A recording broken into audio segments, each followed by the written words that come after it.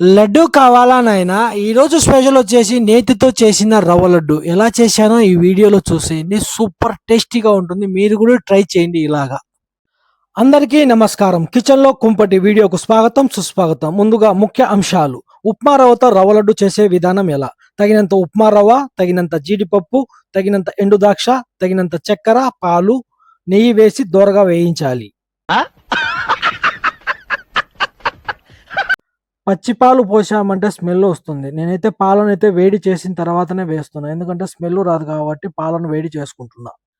పెన్నం బాగా వేడెక్కేసింది. ఫ్రెష్ నెయ్యి 2 స్పూన్లు అయితే నేను వేసుకుంటున్నాను. ఇందులో వేసి వేడి చేసుకున్నాం నెయ్యి. తగినంత కాజు, ఎండు ద్రాక్ష నూనెలో దోరగా వేయించుకున్నాం. జీడిపప్పు, ఎండు ద్రాక్ష ఇలా నెయ్యిలో బాగా దోరగా రెడ్ కలర్ వచ్చేంత వరకు బాగా వేయించుకున్నాం. స్మెల్ అయితే అదిరిపోతుంది. ఇక కాజు, ఎండు ద్రాక్ష అయితే బాగా ఏగింది. అయి తీసి పక్కన పెట్టేసుకున్నా. అదే నెయ్యిలోకైతే నేను ఇంగ ఉప్మా రవ్వ వేసేస్తున్నానన్నమాట. ఇలా ఉప్మా రవ్వ అదే నెయ్యిలో వేసి దోరగా రెడ్ కలర్ వచ్చేంత వరకు బాగా వేయించుకున్నా. నేనైతే ఎందుకు ఇలా నెయ్యిలో వేస్తున్నానంటే డైరెక్ట్‌గా అయిన చేసుకోవచ్చు రవ్వ. అది ఒక డిఫరెంట్‌గా ఉంటుంది లడ్డు.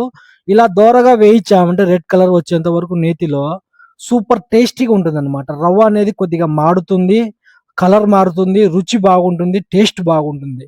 అందుకోసం నేను ఇలా ఒక 20 నిమిషాల సేపు బాగా లో ఫ్లేమ్‌లో పెట్టేసుకొని దోరగా వేయించుకుంటున్నాను. మీరు కూడా ఇలా ట్రై చేయండి. సూపర్ టేస్టీగా ఈ లడ్డూలేకి వచ్చేసి నేను అరకప్పు కొబ్బరి పొడి తీసుకున్నాను. దాంతో పాటు దీన్ని కూడా రోస్ట్ చేస్తున్నా. ఇక లో ఫ్లేమ్‌లో పెట్టేసి ఉప్మా రవ్వ, కొబ్బరి పొడి బాగా మిక్స్ అయ్యేంత వరకు ఇలా కలబెడుతూ ఉన్నాను.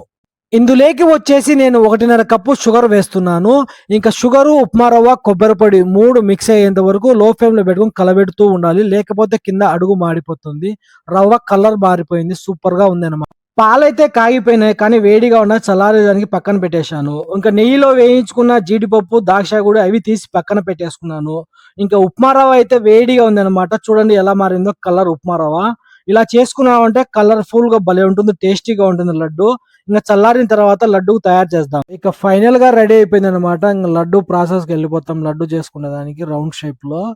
ఇంక నేను నెయ్యిలో ఏయించి పెట్టుకున్న జీడిపప్పు, ద్రాక్ష దాని మీద చల్లుకున్నాను. ఇంక చల్లారిన పాలు గూడా అందులో పోసేసాననమాట.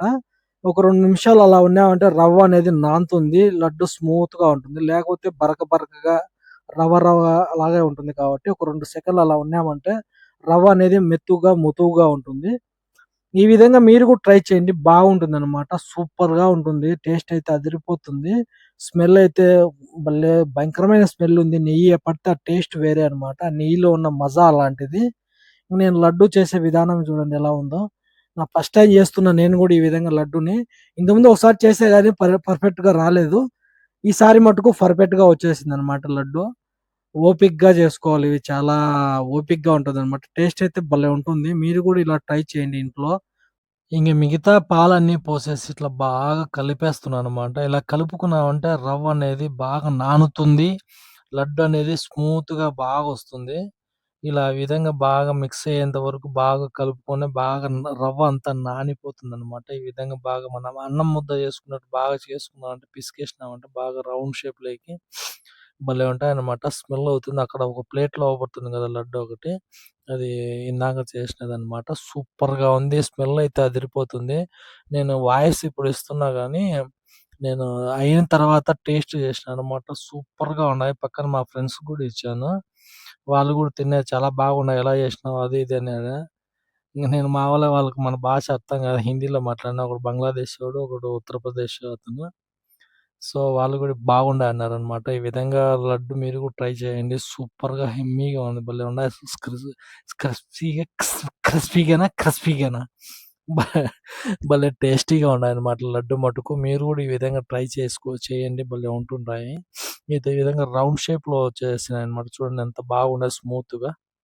చూసేదానికైతే లడ్డు గూడా బాగుంది. అట్లా బాగా ముద్ద బాగా రవ్వ అయితే బాగా నానిందన్నమాట పాలలో. పాలనేయి కాంచి పోస్తేనే బాగుంటాయి. కాంచి చల్లార్చిన తర్వాత వేసినామంటే ఆ పాల స్మెల్ అనేది రాదన్నమాట. కొందరు పచ్చి పాలు పోసుకుంటారు. కొందరు రవ్వ అనేది ఏంచరన్నమాట.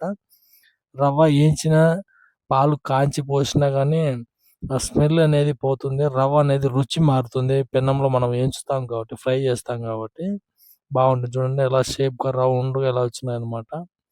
భలే ఉంటాయన్నమాట లడ్డు. అందరికీ బాయ్. సర్వే జన సుఖినో భవంతు. జై హింద్, జై భారత్.